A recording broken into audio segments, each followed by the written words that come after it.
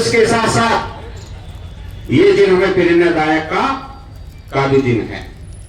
हमें आज के दिन बहुत सारी सीख लेनी चाहिए।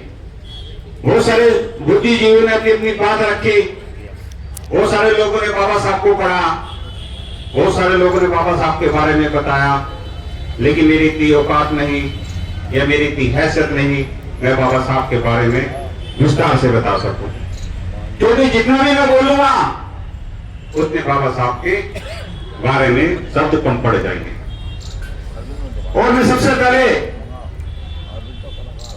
जिले के जिलाध्यक्ष जी को मैं धन्यवाद करना चाहूंगा, जिन्होंने समानता की लड़ाई लड़ी। आज उन्होंने दरी पे बिछाने का काम किया। बड़े से बड़ा नेता भी जमीन पे बैठा है और छोटे से छोटा कार्यकर्ता भी जमीन पे बैठा है। मैं धन्यवाद जिलाध्यक्ष जी को देना चाहूंगा। सभी जानते हैं बाबा साहब ने अपने बेटे की कुर्बानी दी, पानी की लड़ाई लड़ी, अपनी शिक्षा की लड़ाई लड़ी, छुआछूत की लड़ाई लड़ी और दलितों को अधिकार और सब समाज को जो गरीब लोग थे, वो कमजोर लोग थे, उनकी लड़ाई लड़ने का काम बाबा साहब ने किया। आप अच्छी तरह जानते हैं, अगर विस्तार से बोलना शुरू करेंगे तो बहुत समय लग जाएगा। अभी हमारे मुख्य अतिथि नरेश गौतम जी को बोलना है। आप अच्छी तरह जानते हैं, जब हमारे अधिकार की बात आती थी, मनुस्मृति आपके सामने आ जाती थी, दीवार की तरह, चट्टान की तरह खड़ी हो जाती थी, लेकिन उसे तोड़ने का काम बाबा साहब ने किया। जब बाबा साहब हमारे 2 वोट किए, अधिकार की लड़ाई लड़ रहे थे, लंदन में जाने का काम किया। जब उन्हें लगा मनुवादियों को कि बाबा साहब की जीत हो गई, तो उन्होंने जेल में बैठ के करने का काम किया, मरने का नाटक किया।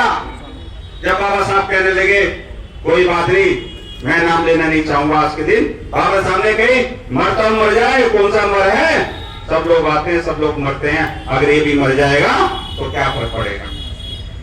लेकिन बाबा साहब के साथियों ने कहा, बाबा साहब आप जिनकी लड़ाई लड़ रहे हैं, अगर ये मर गया तो ये लोग उन लोगों को, गरीब लोगों को घर घर से निकाल के मारने का काम करेंगे, और जिनकी लड़ाई लड़ रहे हैं, जब ये लोग नहीं रहेंगे तो इस कानून का, इस 2 वोट के अधिकार का क्या फायदा रहेगा। बाबा साहब ने अपनी बात कहा। बाबा साहब जेल में गए और जेल में मिले उनसे कहा ठीक है, कोई बात नहीं, आज आपको हम अनशन तुड़वाने आए हैं, लेकिन हम भी एक बात कहना चाहते हैं, आप हमारी ये सीट 148 सीट कर दीजिए।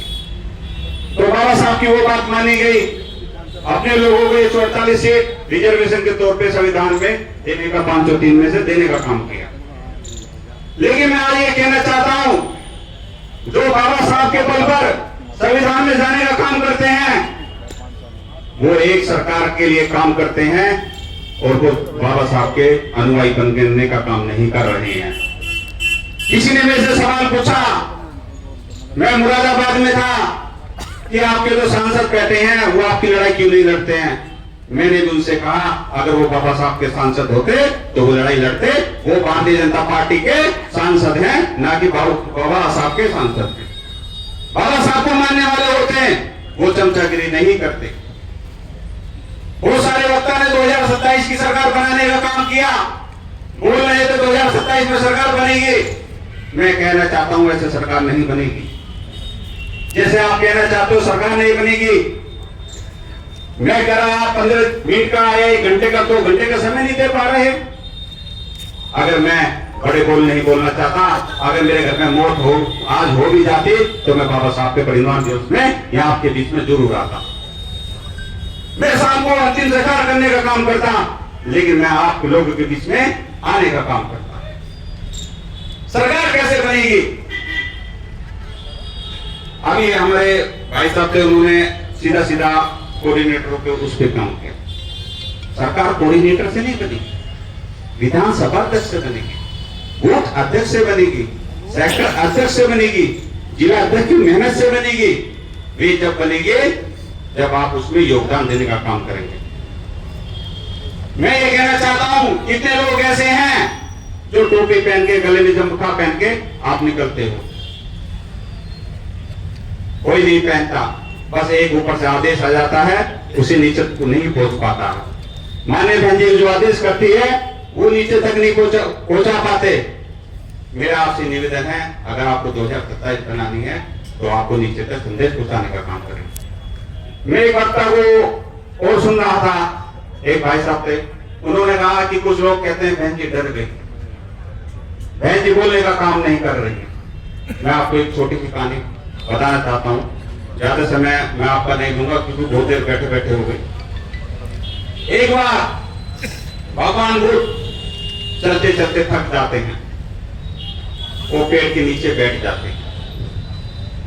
जब पेड़ के नीचे वो बैठ जाते हैं, वो अपने शिष्य आनंद से कहते हैं